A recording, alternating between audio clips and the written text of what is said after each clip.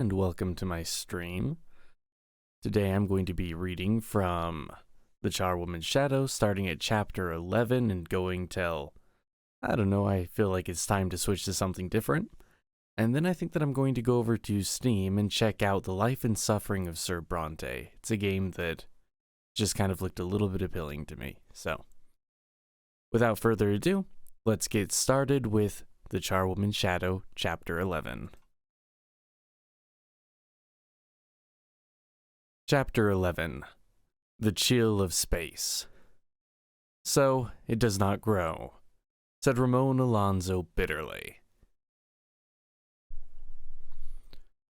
He was all alone on the hill, and the girls had fled. Alone with a mere strip of gloom, a thing refused by the charwoman. So this was the shadow he had received so confidently, believing he had obtained from magic something without payment, a mere patch of darkness that neither dwindled nor grew. In a flash, his memory went back to the suspicion he had suddenly had on the stair, and recalled how the shade of the trees and the heat of the day had hidden the evil secret a little longer. He remembered how 2 evenings ago it had seemed not so late as it was. That was his lying shadow. But he no longer thought of it as a shadow. At all. It was mere art, and the black art at that. It counterfeited what his own shadow had been in the middle of that fatal afternoon, and could no more grow than shadows in pictures grow. What should he do? A chill came into the evening, depressing all his thoughts, and his fancy roamed to that long, thin, magical box in which his young shadow lay.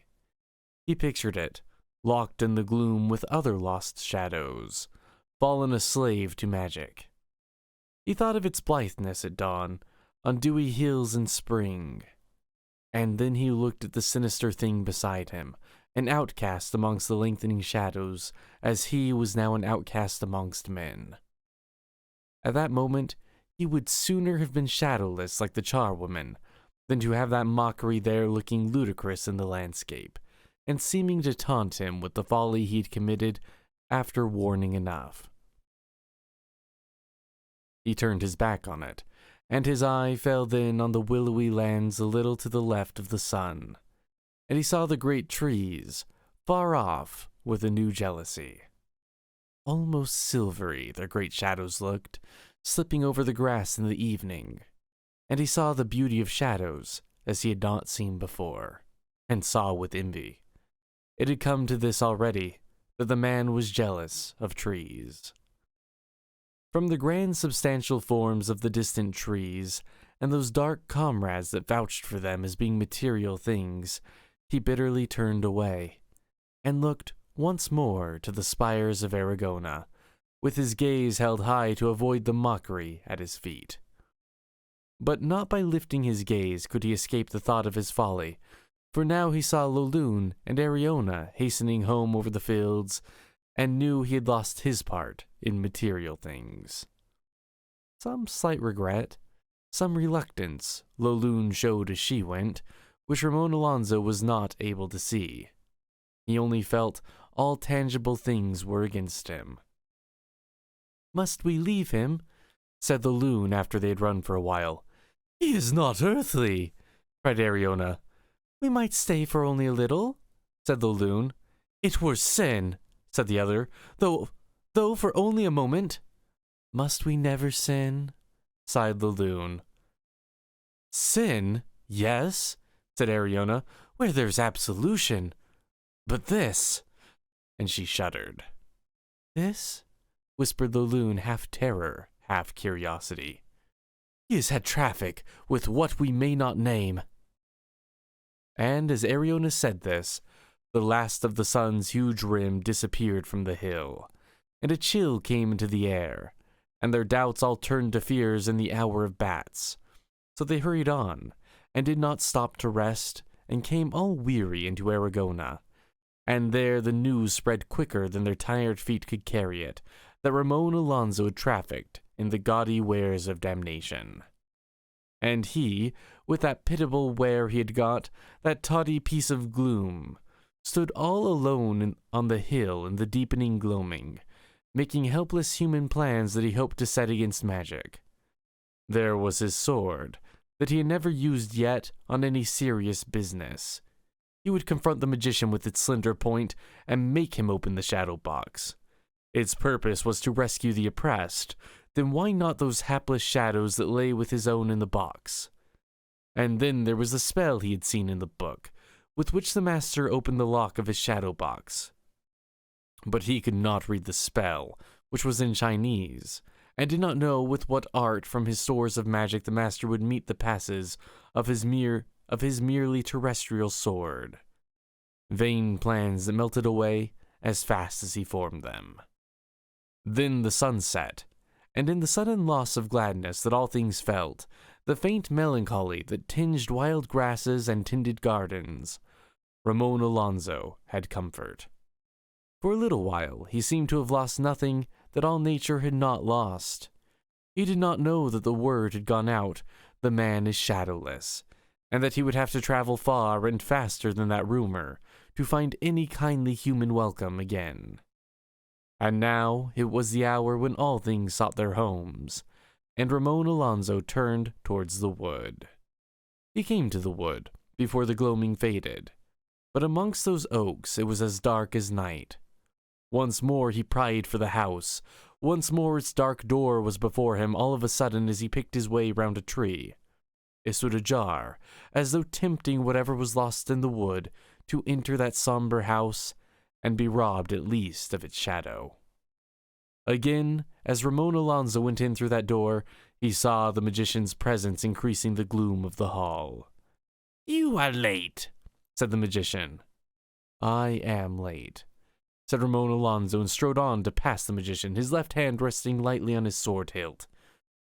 When the master of the art saw Ramon Alonso's humor, he lost some of his ease, and stood there pondering answers to what his guest should say, for he saw that the great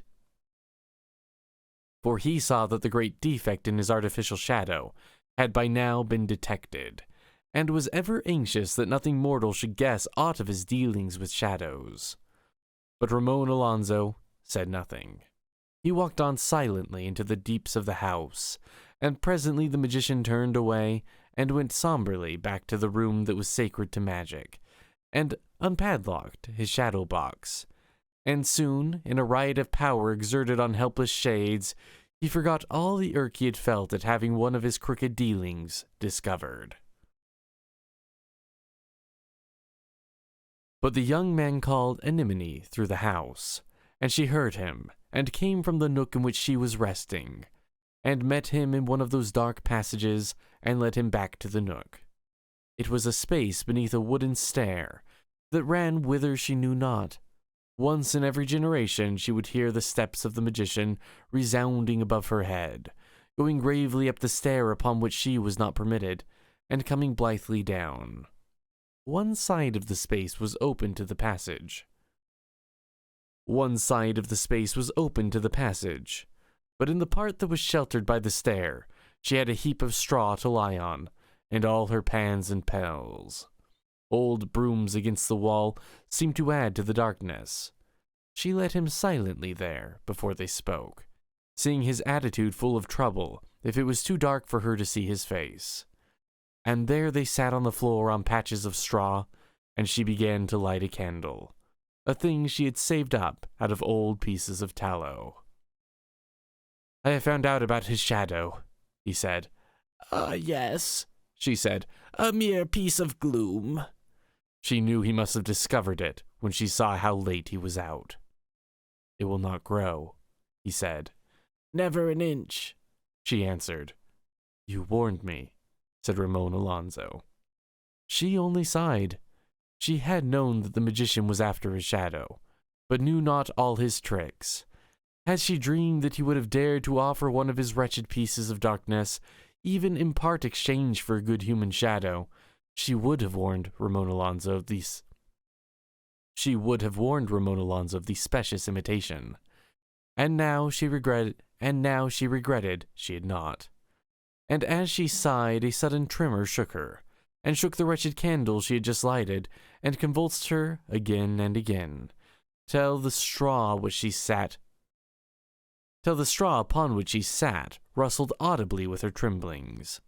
And Ramon Alonzo suddenly trembled too, as he had trembled once before in that strange house, and previously had put his tremors down to the draughts and the damp, but now they were more violent. "It is our shadows," said the charwoman, leaning towards Ramon Alonzo and speaking with chattering teeth. "Our shadows," said he. "They're out on dreadful journeys," she replied. "Whither?" said he.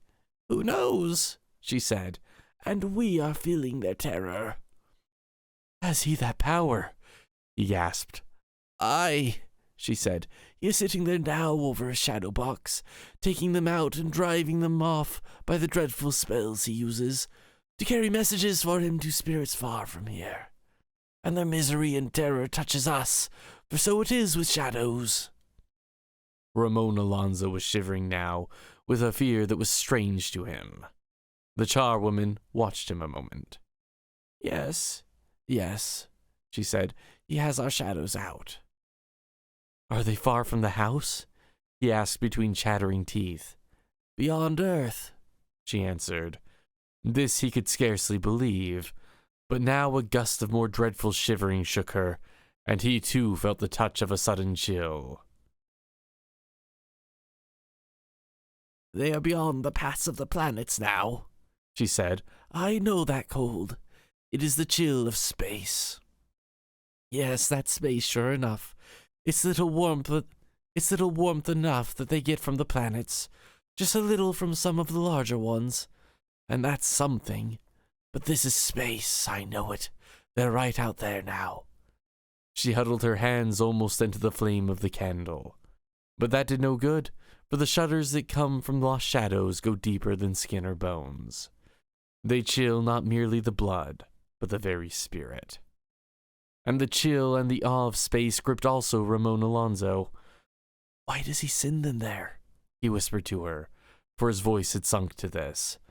"Oh, we don't know that," she said. "He's too deep and sly, but he has friends out there, and he's likely sending them, poor shadows, to one of them, to bow before one of them and give it a message and dance to it, and then come back to the shadow box." "He'll bring it back?" asked Ramon Alonzo quickly. "Oh, yes," she said. "He always brings them back. He won't part with his shadows." "What spirits are they?" he asked. "Evil spirits," she answered. And then they sat silent a while, trembling and wan, while their nerves were numbed by an unearthly cold. And if the charwoman's aged frame was more easily shaken by tremblings, yet the young heart of Ramon Alonzo seemed to feel more vividly his shadow's distress.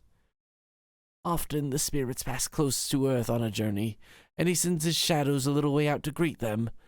But they are right beyond that now, poor shadows," she said. "Why does he send them so far?" he asked. "Lust of power," she said. "Cruel savagery. I know his picks and his ways. He doesn't like your finding out the trick that he played you. I've known him make the shadows dance for hours because I haven't worked hard enough for him, and I've been all tired after that, worn out and years older." Somehow her courage in speaking at all when racked by those terrible tremors, and in speaking against the grim man in whose tyranny they were subject, brought a warmth to Ramon Alonzo. And soon she said, "They are turning homeward now." Then they sat silent, both waiting. And now the terror had gone, and gradually some slight thawing, too faint to be called a glow, touched the unearthly cold that had gripped them so sorely. Whether it was some warmth that the shadows got from Jupiter, or from the sun itself, neither Ramon Alonzo nor the wise old charwoman knew. And at last the charwoman leaned back against the wall, with a certain content again on her worn old face. "They are back in the box," she said, and suddenly he stood up, his left hand dropping upon his sword hilt, a fine figure there in his cloak even in that dim light. "I will take your shadow," he said, "and he shall torment it no more. My own must stay in the box because of the bargain I made with him and the need that I have for gold, but I will bring back yours to you, and he shall torment it no more." He had said the same before, and she had smiled it away, but he was so vehement now that, if resolution could have accomplished it, she saw the thing had been done. And yet she shook her head. "I have my sword," he said, but she looked at it pityingly. "He has more terrible things," she answered sadly. And at that he realized that in the dark house, more store must be set by immaterial things than by those that men can handle. And he thought of the spell. "Then I will open the box while he is away," he said, "and you shall have back your shadow, and mine will stay in the box." And again she warned him that the shadow box opened to no key. "I have seen the spell in his book," he said, "unto which the padlock opens." Can you utter it?" said she. "No, it is in Chinese." Now there was at that time no Chinaman in all the lands of Spain, and the ships of Spain had no traffic with Chinese lands. Yet Ramon Alonzo pondered this most faint hope, and leaving the pails and brooms, went thoughtfully thence. Chapter 12. Mirandola demands a love potion. When Ramon Alonzo appeared next day in the room that was sacred to magic, the magician was there before him. "You have a fine, strong shadow," said the magician. Certainly it lay black and bold on the floor, and since it was then as many hours before noon as the making of the shadows had been after it, it was just as long as the shadows of other men. But not a word did Ramon Alonzo answer. He went instead to his seat, and there sat waiting to receive more of the learning for which he had paid so much. The gold must needs be got for his sister's dowry, even at the cost of those tremors and terrors against which fortitude that endured the ills of the body seemed of so little avail. And after that, if other plans failed, he might become so wealthy with the gold he should make, that he would buy back his shadow. Or if the magician paid no heed to gold, he might find those who did, and arm them, and go against the house in the wood, and capture the spells in the shadow box. But his head was too full of plans for any one to ripen. And then the voice of the magician came breaking across them suddenly. "When by blending the metals," he said, "till their texture is nearest to the texture of gold, we have made the preparation that is meet. The philosophers choose from amongst such scrolls as these a spell that is best suited to the material to be dealt with. And having read it aloud in its own language, whatever language it be, for these spells are ever written in the tongue of whatever sage has been first to compose them, and the Persians have for long been adept at this, as well as some few of those that adore Vishnu." At which name he paused and bowed, and as he bowed, one knocked on the door to the forest, and the echoes went roaming uncertainly as though lost through the house. At the sound of the knock, the magician swept out of the room, once more reminding the young man of a spider when some lost thing touches his web. And left alone in the room that was sacred to magic, Ramon Alonzo again considered his dark master, whom he regarded henceforth as his opponent, from whom the charwoman's shadow must yet be won. The master was keeping to his bargain, thought Ramon Alonzo, and it was a hard bargain, and in the matter of the false shadow a sly one, and the master knew that he had found this out. Suddenly his eye fell on the great book, and he left his speculations, which, considering the depths to which the magician's character ran, had gone but a little way, and he rose up, led by a more practical thought, and turned the Cathayan pages, and came again to the three great syllables of the spell that opened the box. Alas, they were in Chinese. A swift idea came to him. The padlock knew Chinese, for he had seen it open. He seized the book and carried it to the shadow box, and leaning over a crocodile, showed the open page to the padlock, holding it still before it, and the padlock never stirred. He rose up then from the dust and gloom, and replaced the book on the lectern, and only just in time, for the steps of the magician came resounding back to the door, and he came again to his room that was sacred to magic.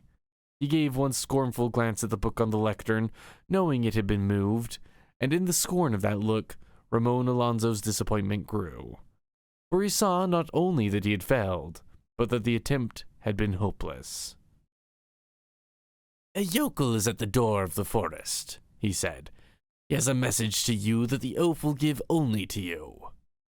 Ramon Alonso went in silence, still heavy with failure, and came to the door to the wood, and there outside was Peter, who had knocked on the old green door, and had then run back a little way into the wood.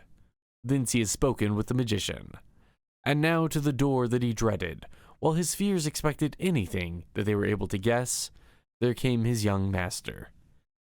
"Young master," cried Peter, "young master, I have brought you a letter from Donna Mirandola. And does he treat you well? Does he feed you well?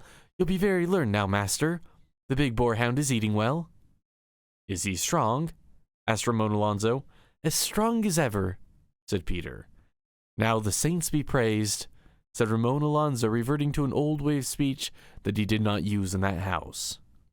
"Here is the letter, master," said Peter, drawing it out from his cloak. "But, master, there is a word with blots upon it. That word should be love potion, and not the word that is writ under the blots." "Love potion," repeated Ramon Alonso. "Aye, master, and not the word under the blots. Donna Mirandola bid me say it." "That is well," said Ramon Alonso. The letter was written in the same clear hand as the one that had come from his father, and was short, as the young man saw with joy, for he wished to read not too slowly before Peter, and fast he could not go. It said, "To Don Ramon Alonso, do not send gold, but send me a prayer book. Your loving sister, Mirandola." Over the word prayer book were the marks of small fingers that had been dipped in ink. "Say I will send that prayer book," said Ramon Alonso. "Aye, master," said Peter. "And is there any more?" Feed the big boarhound well," said Ramon Alonso. "Aye, indeed, master," said Peter. "Farewell." "Farewell, young master, farewell. Please God we'll hunt boars in the winter." And Peter turned slowly away and walked a few paces slowly, then faster and faster, till he got away from the wood. Ramon Alonso pondered bitterly. He had sold his shadow for gold, and now gold was not needed. He had not yet learned the whole art of transmutation. Would the magician give back his shadow? And Mirandola must have her love potion, and the charwoman have her shadow out of the box. He had much to do if his plans were to come to fruition. Back he went to the gloomy room that was sacred to magic. "I have no need of gold," he said. "It is a worthless metal," replied the magician. "The philosophers sought it for the interest they took in rearranging the element, but the stuff itself was naught to them. They buried it where I have said, and have often warned man of its worthlessness, in testimony whereof their writings remain to this day." "I would learn no more of it," said Ramon Alonso. "No," said the magician. "I pray you, therefore, give back my shadow," he said. "But it is my fee," said the magician.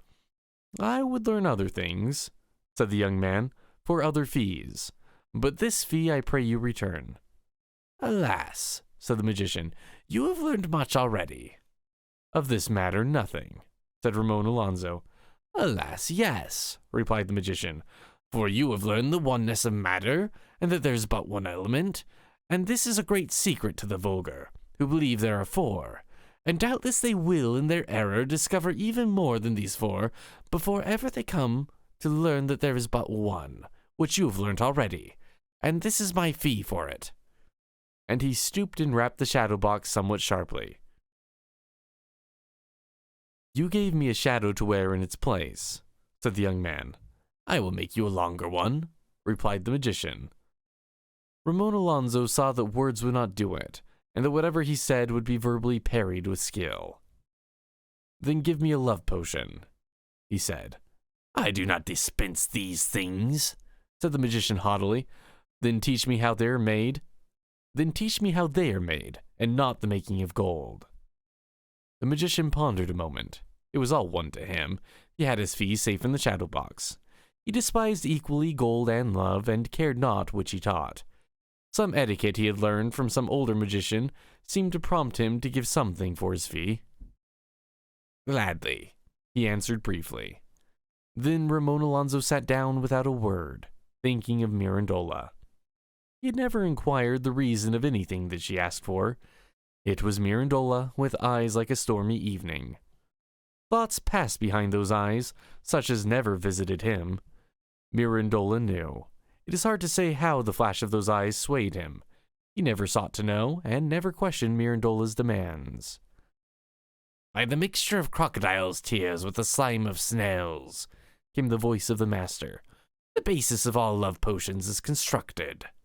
Unto this is to be added a powder, obtained by pounding the burned plumage of nightingales, flavor with attar of roses, add a pinch of the dust of a man that has been a king, and of a woman that has been fair 2 pinches, and mix with common dew. Do this by light only of glowworms and saying suitable spells." Ramon Alonzo, following the gestures that the master made as he spoke, saw on the shelves the ingredients that he mentioned. He saw a jar holding attar of roses, beside one named Dust of Helen. He saw 2 jars side by side called Dust of Pharaoh and Dust of Ozymandias, one of them probably Ramses. He saw a vial labeled Crocodile Tears. All that he needed seemed there. Outside in the wood, the glowworms burned, and there were plenty of snails. The lesson went on drearily, the magician intoning various spells that the young man learned by heart, or believed he learned, and naming alternative ingredients that had of old been used in more torrid lands. Of the ingredients, Ramon Alonzo was so sure that no mistake was possible. If ever he erred at all, it was with the spells.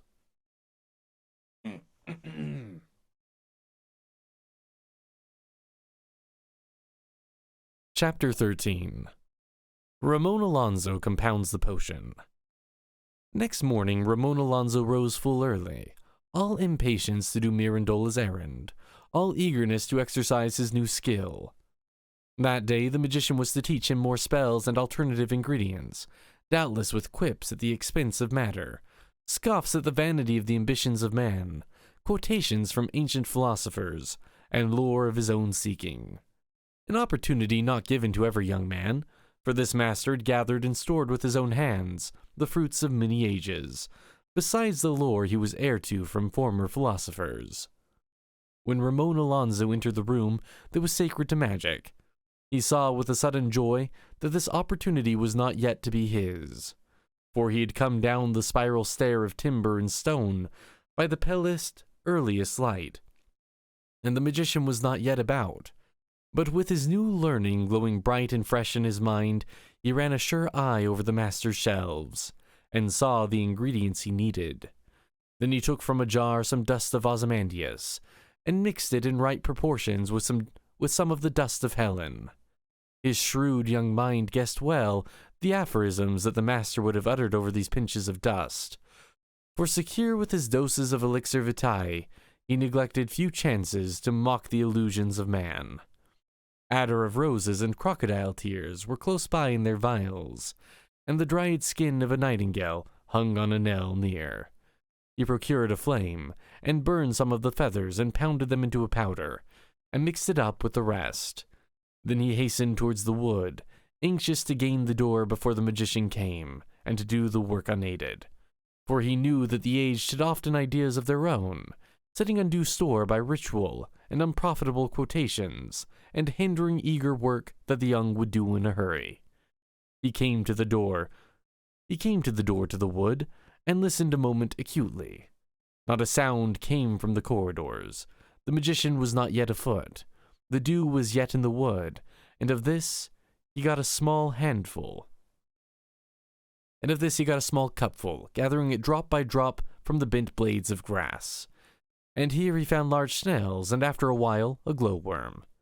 And these he carried into a hollow oak, where the darkness was deep enough to be lit by the glowworm. And in the light of that, he put all his mixture together, saying the while a spell that had great saying the while a spell that had great repute in Persia. The viscid substance he poured into a vial, out of the common mortar in which he compounded it, and carefully corked the vial, and turned back towards the house in the wood. And, attracted by the croon of the curious Persian spell, or else by the scent of the love potion, small things of the wood were lured to follow him. He heard the pattering of their feet behind him, but if he turned, they were away on the other side of the oak boles. And if he went back to a tree behind which one hid, and walked round to the other side, he heard small fingernails scratching always on the far side from him, and knew the small creature had gone up the tree and slipped round it whenever he moved, so as to keep the trunk between it and anything human. They were only imps, light creatures composed of the idleness and mystery of the wood, and led now by curiosity, which was their principal motive. Soon the pattering of footsteps ceased, for they dared come no nearer to the magician's house, but sat down behind their trees, uttering little cries of wonder. When Ramon Alonso returned to the house in the wood, he sought at once for the charwoman, and found her in her nook amongst all her pals. "Anemone," he said, "I am going back to my house, for my sister has need of a love potion." "For what purpose needs she that?" said the charwoman. "I know not," said Ramon Alonso, "but she desired one." "Is she not young?" said the charwoman. "Aye," said Ramon Alonso, "but perhaps she wished to make sure." "Aye, they are sure, those potions," said the charwoman, for she knew much of magic, having minded that house for so long. "Only let him see her first after he hath drunk of the potion, or even be nearest to her at that time, and he hath no escape after that from magical love. You have the potion there?" For Ramon Alonso had the vial in his hand. "Aye," he said, "I made it myself in the wood." "He taught you how?" "Yes," said Ramon Alonso. "And for that you gave your shadow?" she said sorrowfully, and he would have explained to her that he had learned more than this, but she would not heed him, only sitting on the straw with dejected head, and murmuring to herself over his shadow. Then, seeing her sorrowful face, and the gloom of that dark nook, and the somber melancholy of all things round her, he sought to persuade her to flee from the house in the wood, and he would escort her into Aragona. But she only said, "The world is harder than his house." He reasoned with her, saying suave things of the world, but she only answered, "There is no place for me there." And then he said, "I will come back for you, and when I come, I will get back your shadow." And she shook her head sorrowfully, as she always shook it whenever he spoke of that. "But I have a plan," he said, and when she only shook her head again, he told her what his plan was. "I saw the spell," he said, "when you opened the shadow box, and have seen it again since. It is in Chinese, and I cannot speak it, but now I remember it well, each syllable, and I will learn the art of the pen, and then I will make the likeness of one of those syllables upon parchment. There are 3 syllables, but I will make the likeness of only one at first, and with it I shall write words of my own imagining, making them square and outlandish, and I shall say to him, 'Master, I was given this writing by a heathen man that I met. I pray you read it for me.'" She listened at first, but when he spoke of writing words of his own imagining, she turned again to her melancholy. "But hearken," he said, and his eagerness gained her attention. "Oft he reads, he mutters, and if the room be dark, and the script small, then he will mutter surely, and I hear the words that he mutters. Now when all the script is strange to him but one word, he will surely mutter that one, and then stop and ponder, and I shall hear that word and remember. And then some days must go by, and many days, and then one day I will bring him another script with the 2nd syllable, and long afterwards the 3rd, and then I shall have the spell." She was listening now with a look on her face that seemed to be like hope, but hope had been absent from her face so long, that if it now shone in her eyes, its image there was too faint for Ramon Alonso to be quite sure what it was. And after a while she said, "Learn not the art of the pen from him. There are good men that can teach that art, and not only he." "Why?" said Ramon Alonso. "Because," she said, "if he deems that you have not the art, he will not suspect you wrote it." And then Ramon Alonso knew that she hoped, for she had taken a part in his plan. and for a long while they talked of it, and all the while the faint hope of the charwoman grew, and her eyes shone now with a bright unwonted light in the haggard, withered face. One thing she warned him, which Ramon Alonzo remembered, and that was to give up his false shadow to the magician before he opened the shadow box, if ever he should be able to open it. For the magician should cut off the false shadow, having the necessary tools, but if this were not done, he would never be able to rid himself of it, and should always have two shadows, a true and a false. Thus they plotted together, but Ramon Alonzo thought nothing of his own shadow, planning only to rescue hers. With his thoughts as they roved to the future, fixed on nothing but the picture of her old face lit up by some feeble smile from a wan happiness when she should have her old shadow again. And now the morning was wearing on to the hour when the magician would be astir, and Ramon Alonzo desired to be gone before he appeared, for he had acquired a lore in his youth, which taught him ever to avoid the aged when merry plans were afoot, for the aged would come with their wisdom and slowness of thought, and other plans would be made, and there would be, at least, delay. So he was impatient to go, and yet he dallied, reluctant that any word should be the last, reluctant to leave the new plan that they had made between them, and reluctant to leave the old woman, who somehow held his sympathy in such a way as he had not been taught that it could be held by the aged. Then they spoke of trifles as folk often do that are at the moment of parting. He told of the imps in the wood that he had never seen but whose feet he had heard following, and she told him how to see an imp, which was easy, for a man can see 3 sides of a tree, and whatever comes the imp will go to the 4th side, and there he will wait till he is sure of being able to peep round without being seen. "But throw your hat past the right side of the tree," she said, "and he will clamber round at once onto the left side, and you will see the imp." Of such trifles they spoke, but fearing now to see at any moment the dark form of the master, or to hear his stride along the booming corridors, Ramon Alonzo made his farewells, and one last message of good cheer he gave her before striding away with his cloak and his sword to the wood.